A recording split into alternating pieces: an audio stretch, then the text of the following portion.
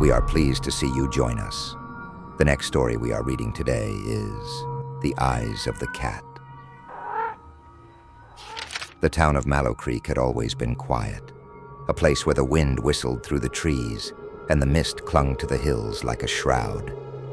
But something had changed. The townsfolk whispered of disappearances, strange happenings, and the ever-present feeling of being watched. At the center of all the gossip was Old Man Barron's cat, a sleek black feline named Nightshade.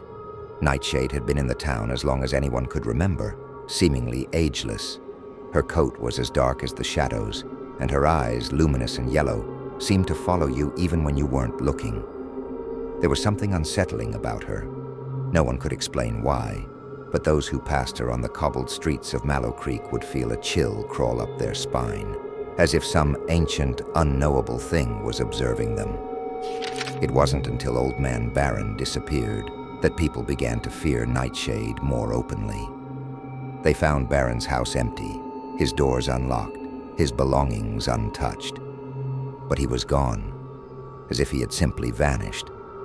Nightshade was found sitting in the windowsill, her glowing eyes unblinking, staring out into the mist. From that day forward, rumors spread like wildfire. She's a witch's familiar, some said.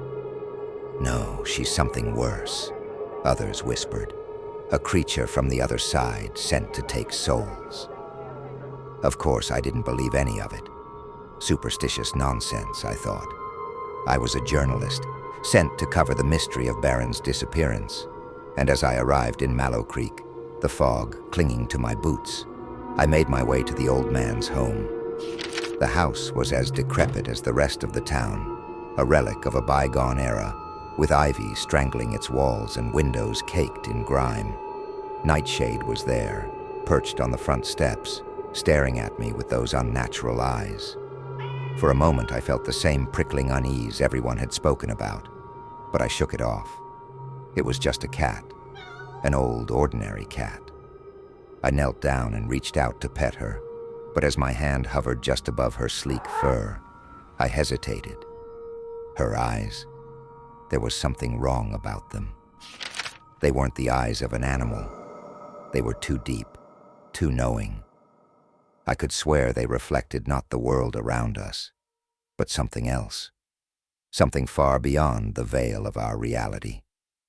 When I blinked, I saw it, just for a moment, a vision of stars burning cold and distant in a sky that was not our own, shapes that twisted and writhed in the void between them, vast and unspeakable.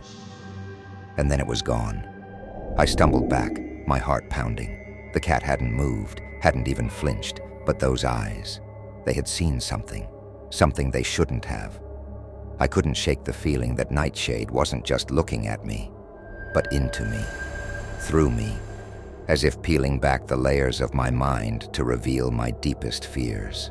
Shaking off the eerie sensation, I entered Barron's house. The air was stale, thick with dust and disuse. I moved from room to room, finding no sign of a struggle, no indication of where the old man might have gone. But then, in the corner of his study, I found it. An old book, bound in cracked leather, lying open on a desk. The pages were covered in strange symbols, glyphs that hurt to look at, as if they were shifting, writhing on the page.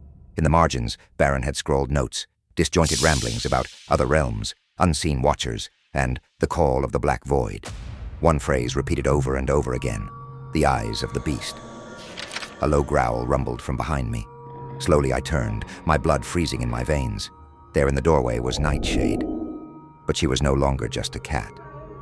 Her form seemed to waver in the dim light, as if she were more shadow than flesh, her eyes glowing brighter, burning into my skull. I tried to move, but my limbs wouldn't obey. It was as if those glowing orbs had rooted me to the spot, draining the strength from my body. The room around me began to warp, the walls bending and stretching impossibly, and the ceiling seemed to rise into a void where stars flickered coldly in an alien sky.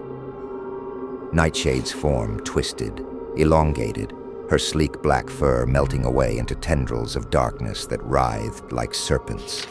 The vision slammed into me with the force of a nightmare.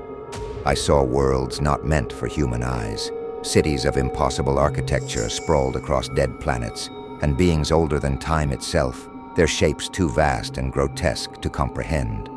And in all of it, I saw the Watchers, ancient things that had existed before our universe, peering through the eyes of animals, watching, waiting, hungering. The voices began, soft at first, whispers in a language I could not understand, but they grew louder, more insistent, until they filled my head, driving every coherent thought from my mind. "The eyes of the beast have seen you," they whispered, "and now you belong to us." Nightshade, no, the thing that had been masquerading as Nightshade, approached, her tendrils reaching out, coiling around me.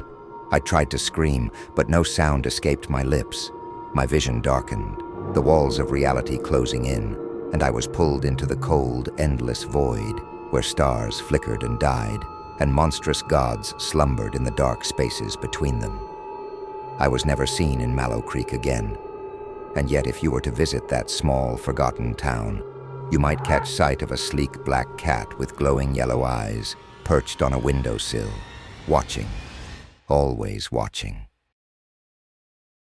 Thank you for joining us.